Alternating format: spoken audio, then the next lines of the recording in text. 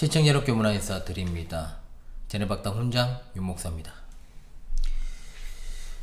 예, 화요일입니다. 화요 제네박당 시간에는 지금 정통 기독교회사를 공부하고 있습니다. 지난 시간에 로마교회의 기원, 그리고 극악한 사리마 집단 제스위트의 형성 배경, 그리고 그들의 맹세문, 개신교라 불리는 로마교회에서 파생된 교파들에 대해 대략적으로 살피는 시간을 가졌습니다. 이번 주에는 정통 기독교의 계승과 발전 과정에 대해서, 중세기 종교개혁기의 교회 개혁운동의 성격, 그리고 한국에 계승된 정통 기독교, 그와 동시에 넘실대는 사탄에 의한 자유주의 물결에 대해서, 역사적 기독교의 계보와 그리고 현월TV 채널직인 임 목사가 어디에 속해 있고 누구에게 배워서 또 어떤 신앙을 계승하고 있는지에 대해서 또 알리는 시간으로 이번 시간을 가지려고 합니다. 여러분, 이 시간도 마음을 합해서 이 정통 기독교회사 시간에 함께 해주시기를 간절히 바라옵습니다. 자, 먼저 정통 기독교의 계승 및 발전 과정을 한번 보시게 되면, 가장 먼저는 이제 교회 개혁 운동이 되겠습니다.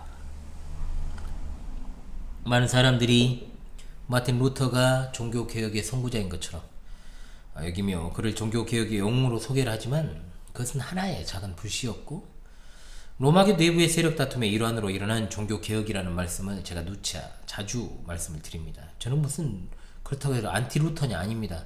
그가 알려진 것과는 전혀 다른 사람이었다는 것을 저는 알리고자 하는 것뿐입니다. 종교개혁의 불씨가 전 유럽으로 확산되면서 장미 십자의 멤버였던 루터에 의한 로마교 내부의 쇄신개혁이 아니라 진짜 정통 기독교회, 초대교회, 사도교회를 회복하자는 운동이 일어나고 있었습니다. 그것은 이미 칼빈과 쯔빙글리 이전부터 계속되었던 것이고, 쯔빙글리와 프랑스의 존 칼빈에 의해서 그것이 이제 구체화되기 시작했던 거죠. 이 두 사람은 정통 기독교회가 그동안 믿고 고백해 왔던 사상들을 구체화시키고 체계화시켰습니다. 개혁자들이라 불리는 그들의 사상은 5가지로 요약이 됩니다. 첫 번째, 오직 성경. 두 번째, 오직 그리스도. 세 번째, 오직 은혜. 네 번째, 오직 믿음. 다섯 번째, 오직 하나님께 영광이라고 하는 기치 아래 성경으로 돌아가자고 호소하며 과거 전 유럽에 충만했던 정통 기독교를 강조했던 것입니다.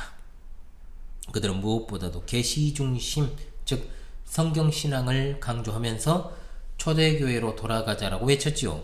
이것이 바로 진짜 종교개혁 운동이고 참된 교회 개혁 운동이다 라고 말할 수 있는 겁니다.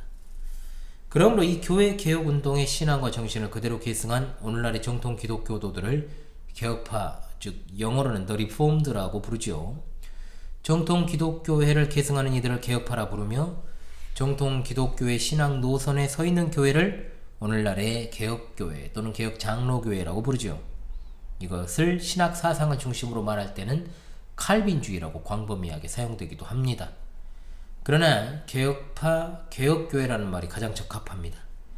이것은 제가 주로 취하는 정의이긴 하지만 여전히 한국 교계에서는 이렇게 하는 것이 보다 맞다라고 여겨집니다. 제가 이 강의를 했던 시점에 비해서 지금 많은 시간이 흘렀습니다만, 여전히 이렇게 정의하는 것이 우리 신앙을 설명하는 가장 적합한 방식이라고 믿습니다.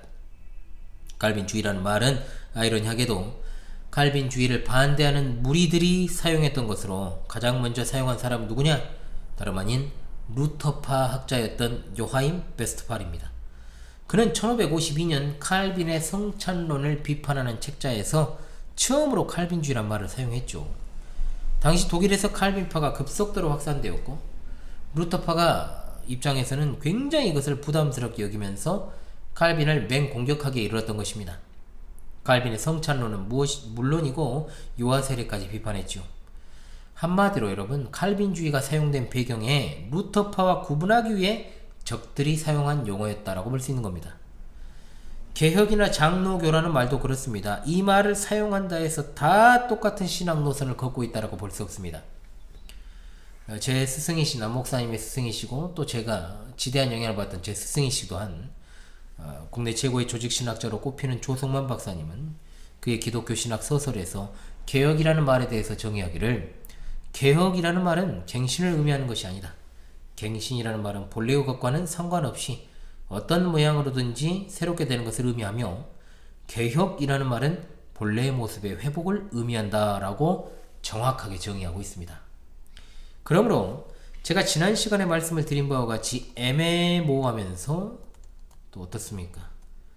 분명히 애매모호하면서 그릇된 표현인 개신교, 즉 구교인 로마교로부터 파생되어 나온 교파를 가리키는 말을 우리는 사용해서는 안 되는 겁니다.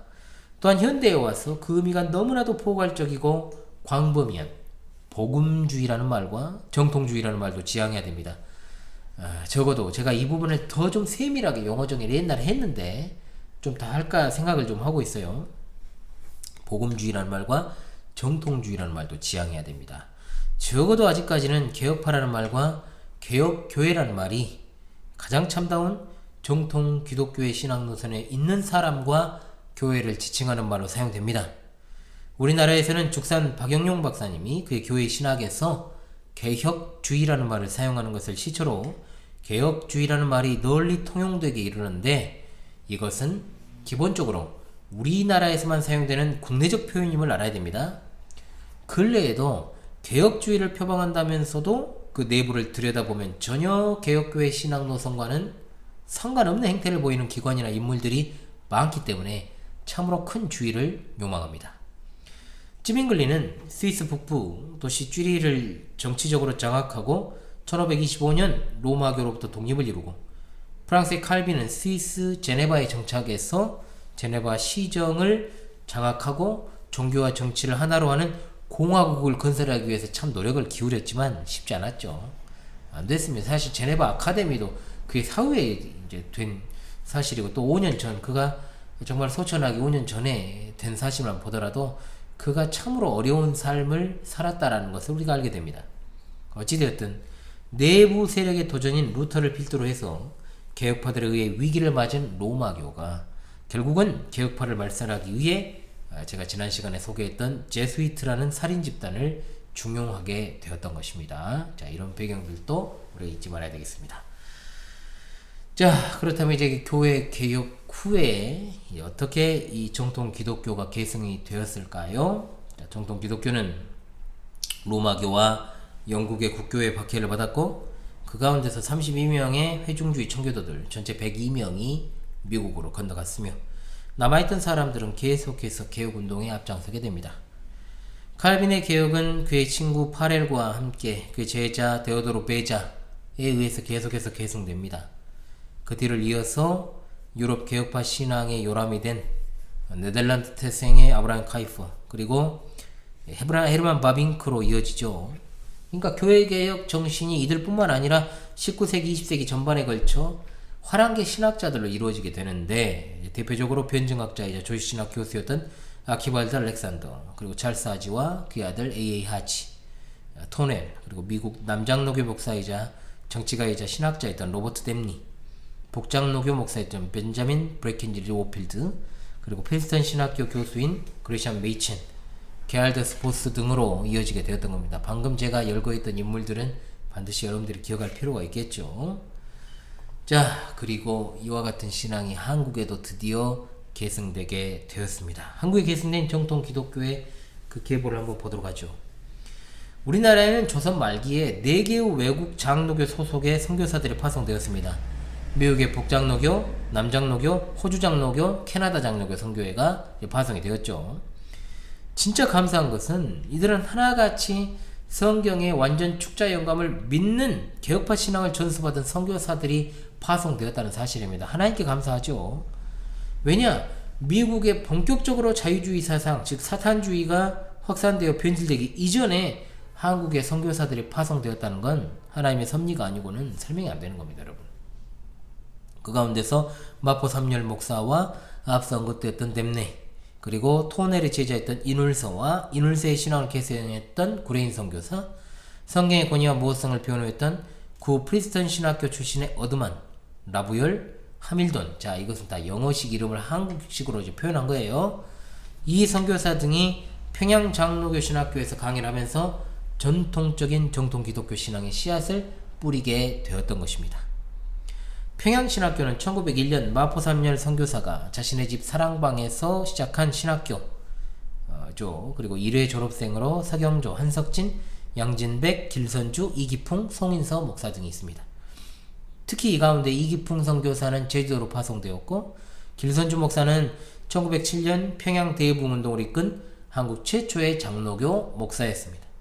이후 평양신학교는 정식 명칭을 조선장로교회 신학교라 개칭하여 부르기 시작했으며, 이후 1915년에는 학생 수가 무려 230명에 달하는 세계에서 가장 큰 신학교가 되었습니다. 이 사실 알고 계셨나요?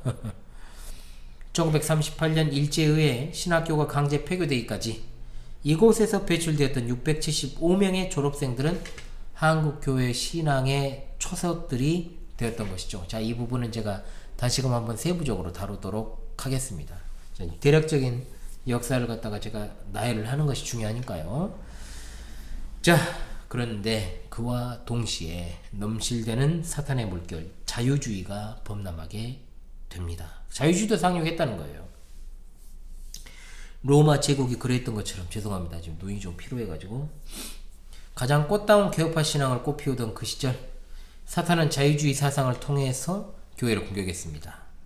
당시 일본에서 이미 유행하던 자유주의 바람은 일제의 지배를 받고 있던 우리나라에도 영향을 미치게 되었던 거예요.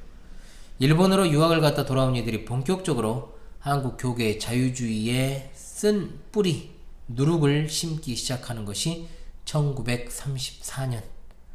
그 중심 인물들로는 최필근, 송창근, 김재준 목사 등이 있죠. 이들은 일본에서 칼 바르트의 이른바 신정통주의 사상을 배우고 돌아와서 공개적으로 성경의 축자 영광과 성경의 무호성을 비판하기 시작합니다. 특히 이 중에서 김재준은 일본의 청산학원에서 공부를 했는데, 이 당시 청산학원은 사탄을 숭배하던 프리메이슨이었던 록펠러가 세운 미국 뉴욕의 유니온 신학교의 그 사상을 그대로 답습하던 그런 학교였기 때문에 그 사상을 가히 알만하다라고 볼 수 있습니다.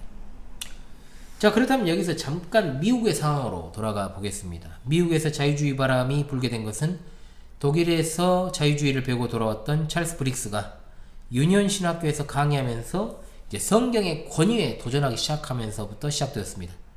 성경의 권위에 도전하는 이 찰스 브릭스의 이론을 보고 있을 수 없던 쉐드가 개혁파 신학의 변호에 나서게 되었던 거죠. 쉐드는 철저하게 개혁파 신앙에 근거해서 정통 기독교를 변호했습니다. 이 사건으로 자유주의자였던 브릭스는 장로교에서 면직을 당하지만, 그가 몸담고 있던 유니온 신학교는 장로교 교단에서 탈퇴해버립니다. 자, 여러분 신기하지 않습니까? 그러니까 이게 진짜 본색이 드러났다는 거예요. 한마디로 유니온 신학교는 장로교 신학교로 위장해서 정통 기독교인 척 하다가 어느 순간 본색을 드러냈던 겁니다. 이 점에서 정말 감사한 일은 유니온, 이 버지니아가 번질되기 이전에 장로교 선교부가 조선의 선교사들을 파송했다는 것. 과거 개혁파 신학의 산실이라 불렸던 미국의 프린스턴 신학교도 현재는 프리메이슨 조직으로 변해버렸죠. 그래서 언제나 우리가 역사적으로 프린스턴을 이야기할 때는 구 프린스턴과 1928년 이전이에요. 그리고 신 프린스턴 이후로 나누어 설명합니다. 자, 미국의 개혁파 신앙을 대변하는 근본주의는 5가지를 기본적으로 믿고 있었다는 겁니다. 첫 번째, 성경은 하나님의 말씀인 것을 믿는다. 두 번째, 예수 그리스도의 동정녀 탄생을 믿는다. 세 번째, 예수 그리스도의 대속사역을 믿는다. 네 번째, 예수 그리스도의 육체적 부활을 믿는다. 다섯 번째, 예수 그리스도의 역사적인 재림과 신성과 이적을 믿는다. 자, 그러나 찰스 브릭스의 영향이 미국 전역으로 확대되어서 마침내 미국의 프린스턴 신학교도 그들의 검은 마수에 걸려들고 맙니다. 1924년 프린스턴 신학교에서 1292명의 신학자들이, 목사들이죠, 어번 긍정서에 서명하는 비극적인 사태가 발생하죠. 이 어번 긍정서의 내용은 다음과 같은 충격적인 내용을 담고 있습니다. 첫째, 성경은 오류투성이다. 둘째, 예수는 막달라 마리아와 결혼했다. 세 번째, 예수는 메시아가 아니다. 네 번째, 부활은 모두 허구이다. 다섯 번째, 예수는 인간이었으며 재림은 모두 허구이고 성경에 기록된 이적은 모두 과장된 것이다. 이런 사탄주의 이론이 미국 전역에 유니온 신학교와 프린스턴 신학교에 확산되어서 교회들을 타락시키기 시작했던 겁니다. 1923년까지 장로교 계통의 미국 9개 신학교 중에 한 군데를 제외하고 모두 다 사탄 사상에 잠식되었는데, 그 중에 하나가 프린스턴 신학교였습니다. 왜냐? 이미 제가 앞서 언급했던 그레시안 메이첸이 있었기 때문에 가능했던 일입니다. 그러나 그런 어떤 사탄 사상을 지지하는 자들이 재단 이사회를 결국 점령하고 프린스턴 신학교를 장악하게 이르죠. 이렇게 해서 이 어번 긍정서에 서명하는 비극적인 일이 일어난 것입니다.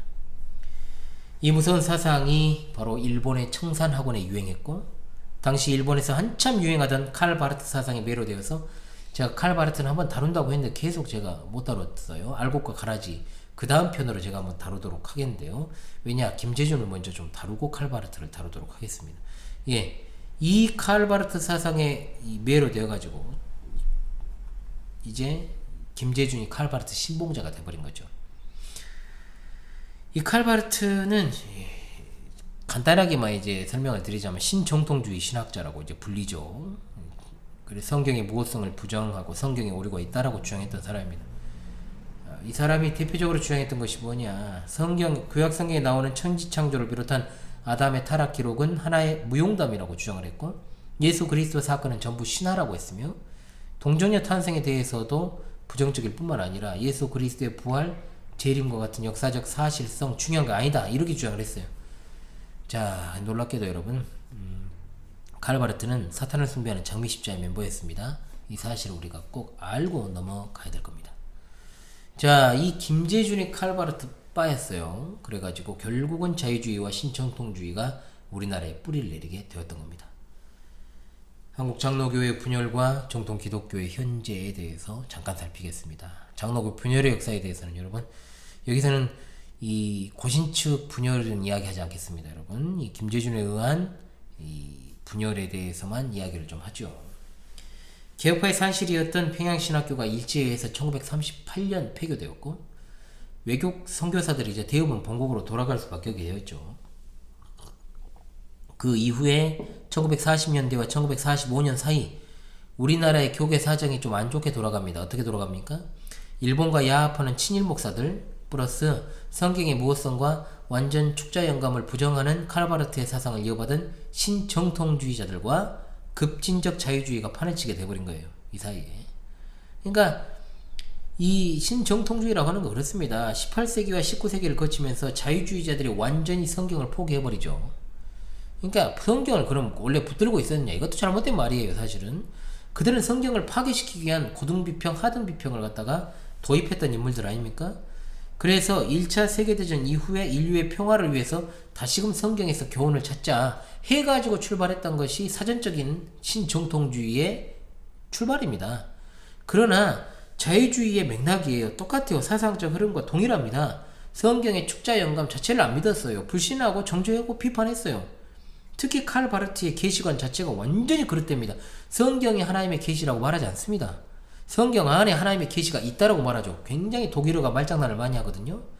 즉 신앙의 주체는 이성이므로 인간이 성경을 읽을 때 짚히는 부분이나 깨달아진 부분에서 계시가 발생한다는 희대의 개소리를 했던 거예요. 이것은 여러분, 우리나라에서 아주 큰 교단이 이 칼 바르트 사상에 기초하고 있는 교단 아닙니까? 자, 그래서 이 사실을 우리가 생각하면서 이런 것들이 이미 일제시대 때 도입이 됐다라는 것을 우리가 생각을 해야 됩니다. 그러니까 신학사상의 변질이 해방 직전에 엄청나게 불어닥쳤다는 거예요. 참 시련 중에 시련인 거죠. 김재준은 조선신학교를 한국신학대학으로 재정비한 다음에 자기가 학장이 됩니다. 이 문제를 다루기 위해서 1952년 4월 제37차 총회가 소집이 되죠.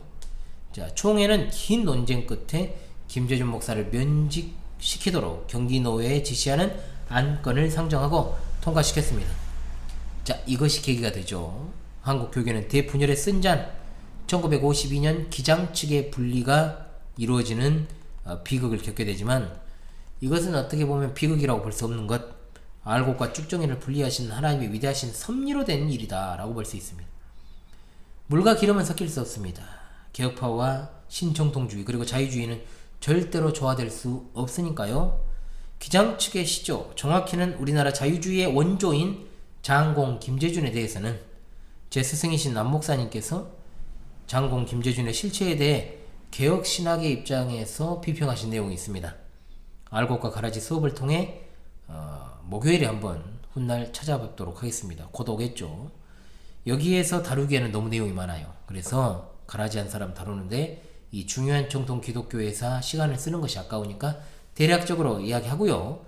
바퀴벌레나 똥은 당연히 다른 파트에서 다뤄야 된다라고 보고 있습니다.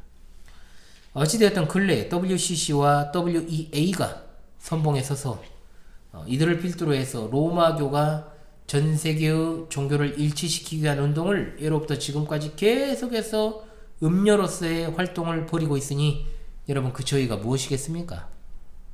정통 기독교 이른바 개혁파는 우리나라에서 합동, 고신, 고려개혁, 대신교단 이런 교단 등이 이제 이 개혁신앙을 대표하는 교단들 아니었습니까? 그런데 이것도 옛날 이야기예요. 옛날 이야기. 개혁파 교단이라고 해도 목사에 따라 전혀 다른 신앙 노선을 추구하는 경우가 많아졌습니다. 그러므로 교단을 보고 교회의 신앙 노선과 소속된 목사가 정통인가 판별하는 시대, 호랑이 담배 뻑뻑 피던 시절에 옛날 내적 이야기가 되고 말았어요. 과거 어느 시점에는 제가 이렇게 표현합니다. 과거 어느 시점에는 제가 살고 있는 호남 지역이 한국 보수신앙의 요람이었습니다. 뭐 분명한 사실이죠. 이거는 지금도 합동 측에 아주 상당수의 목사는 호남 출신 총대들입니다. 대부분이. 그래서 2014년에 이제 로마교와 신앙과 직제를 일치하기로 협의했던 이제 충격적인 대배도의 사건이 일어났지 않습니까? 그때 이제 광주 전남 지역 노예들이 일치해서 로마교와의 이 장로교와 로마교의 신앙과 직제일치 반대기구를 출범하고 성회를 가진 일도 있었죠. 사실 제가 이곳에 사는 사람으로서 그런 말이 나오는 이유, 그러니까 보수신앙이 요람이다. 지금은요, 지금 제가 현 시점에서는 그런 말이 나오는 이유를 모르겠고요.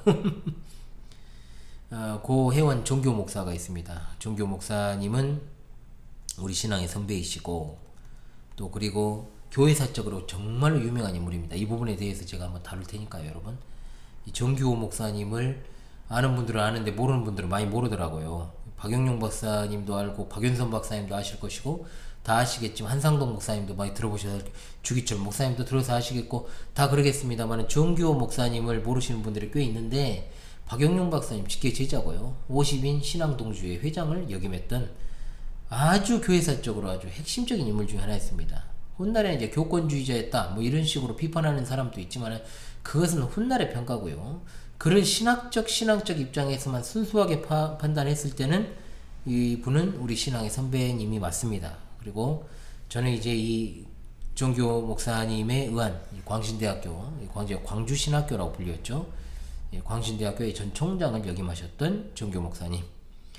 이 1980년대 초반에 이제 개혁 측이 분리가 될 때 개혁 측을 이제 이끌고 분리하셨던 그런 어떤 좀 과오가 있다라고 볼 수도 있는 그런 분이셨습니다만은 다시금 이제 합동교단과 합쳤죠. 그래 그게 이제 2005년경인데요. 그래가지고 합동교단이 국내 최대 교단으로서 다시금 자리매김하게 되었던 것입니다. 그래서 호남 총대들이 굉장히 많은 이유가 바로 그 이유인데요. 자, 그래서 호남 총대들이 그러면 모두 신실한 개혁파 신앙을 가지고 있는가? 이것도 사실 의문이에요.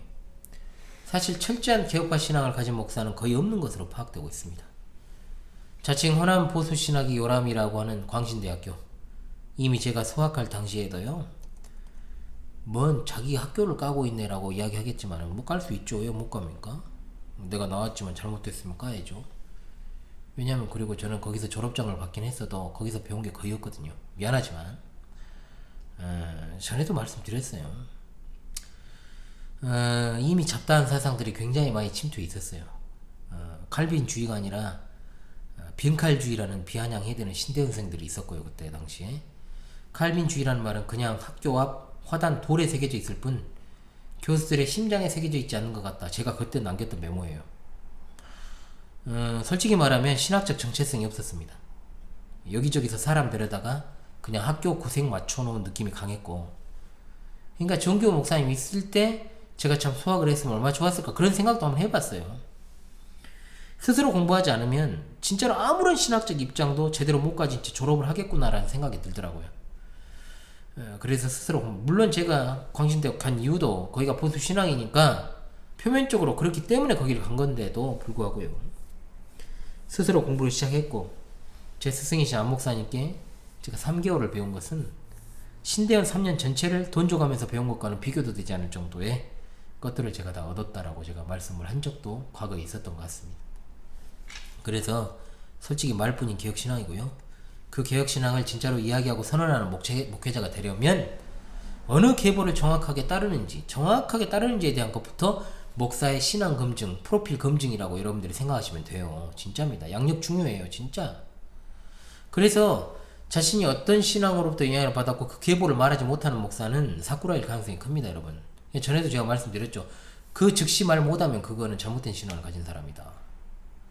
한국 교계에서 개혁파 신앙 계보를 이은 사람은 평양신학교의 설립자였던 마포 삼열, 그리고 박형용 박사님, 고려신학교 1대 교장이었죠. 박윤선 박사님, 고려신학교 제2대 교장, 한상동 고려 측 목사님이죠. 주남선 고신 측 정교 목사님, 제가 말씀드렸죠. 개혁 측이었다가 지금 현재 합동으로 이제 합쳐지게 된 교단으로 이어지게 되었는데, 진짜 정통 찾기가 이제 쉽지 않게 되었습니다. 그래서 고 박영용 박사님과 고 박윤선 박사님의 직계제자였던 조영혁 박사님, 전 계약신학대학원 대학교 조직신학 교수님, 그리고 정통 기독교 신앙을 이분들이 전수를 했고, 또 이분이 말년에 평강제일교회 문제로 조금 문제가 생기긴 했지만 이번에 저서와 신학에는 이상은 없습니다. 그건 분명한 사실인데요. 박영용 박사의 직계제자가 바로 최순직 박사님인데, 그분의 제자였던 제가 이미 말씀드린 조성만 박사님, 안양대학교와 대한신학대학원 대학교 석좌 교수를 역임하셨던 천국에 계십니다. 그리고 여전히 역사적 정통 기독교회를 전수하는데 그분들이 진력을 했고, 가시는 날까지도 조성만 박사님은 금요 강좌를 개설하셔서 인도를 하시면서 제가 가고 싶었는데 못 갔어요.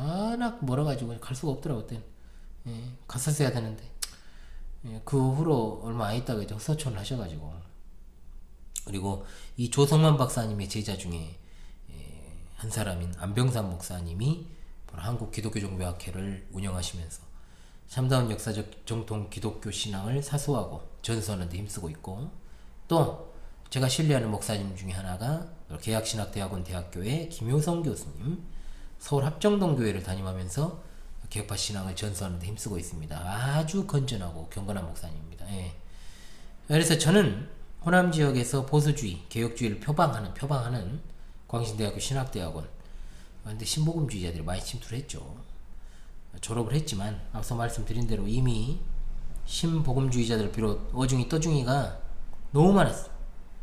그러니까 솔직히 말하면 제가 크게 얻은 것은 없었고, 이제 조성만 박사, 그러니까 저의 신앙은 웨스트민스터 신앙 고백을 토대로 해서 박영용 박사님의 직계제자였던 조영욱 박사님 영향 엄청 많이 받았죠. 그리고 조성만 박사님, 그리고 그 신학을 그대로 계승했고, 안 목사님으로부터는 제가 신학교 입학 이전 2007년 이전부터 제가, 그리고 현재 목회자의 길에 이르기까지 17년을 넘게 제가 도움을 받으면서 또 가르침 받고 있는 중에 있습니다. 좀 그렇게 이야기를 합니다. 어디에서나. 그래서 저는 개혁파 신앙을 더욱 확립하려고 2009년부터 제네박당을 개설했고, 개혁파 신앙을 연구하고 가르치는 일에 노력을 기울이고 있으며, 부끄럽지만 하나님의 크신 은혜와 도우심으로 뜻을 함께하는 동역자들과 함께 2014년에 광주 신실한 교회를 하나님께서 설립하게 하셔서 더 많은 이들에게 개혁파 신앙을 전수하고 참다운 정통 기독교회를 실현하기 위해 진력하고 있다가 2019년부터 이제 휴널TV 유튜브 채널도 시작을 하게 되었던 것입니다. 이런 말 하는 저도 부끄럽고요. 솔직히 말하면 이런 말을 해도 기라성 같은 우리 신앙 선배들에게 누가 되지 않을까 몹시 낯이 뜨거운 것도 사실입니다. 그러나 제 신분을 정확히 밝혀야 되잖아요. 중요하니까 이거는. 개혁이라는 말을 아무리 사용한다고 해도요, 개혁파의 노선을 따르지 않는 무늬만 개혁파 신앙은 개혁파 아닙니다. 아무리 자기가 정통이라고 외쳐도요, 역사적으로 한 뿌리로 계승되고 발전해온 이 개혁파 신앙 노선에 서 있지 않으면요, 정통이라 볼 수 없습니다. 참다운 기독교는 오직 한 뿌리로 계승되어 발전되어 왔습니다. 이 외의 세상에 참다운 기독교는 존재하지 않습니다. 개혁교회는 날마다 개혁되어 간다. 개혁된 교회는 날마다 개혁되어 간다. 이것은 개혁된 교회는 날마다 본래의 모습을 회복해 나간다라는 뜻입니다. 자, 지금까지 정통 기독교의 대략적인 약사, 그리고 한국 교계의 현실을 들어 설명을 드렸고, 다음 시간부터는 한국 장로교회사를 신학적 입장에서 정리를 해서 조금 이야기하고 공부하면 어떨까 생각을 하고 있습니다.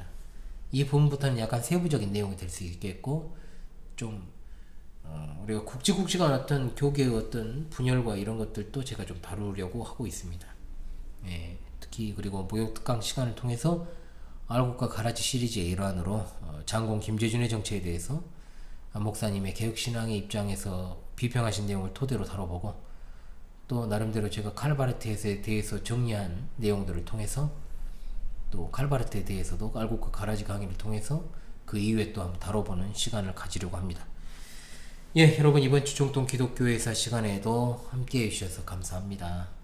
다음 주 화요일에 또 뵙도록 하죠. 지금까지 제네박당 훈장 유목사였습니다. 여러분 수고하셨습니다.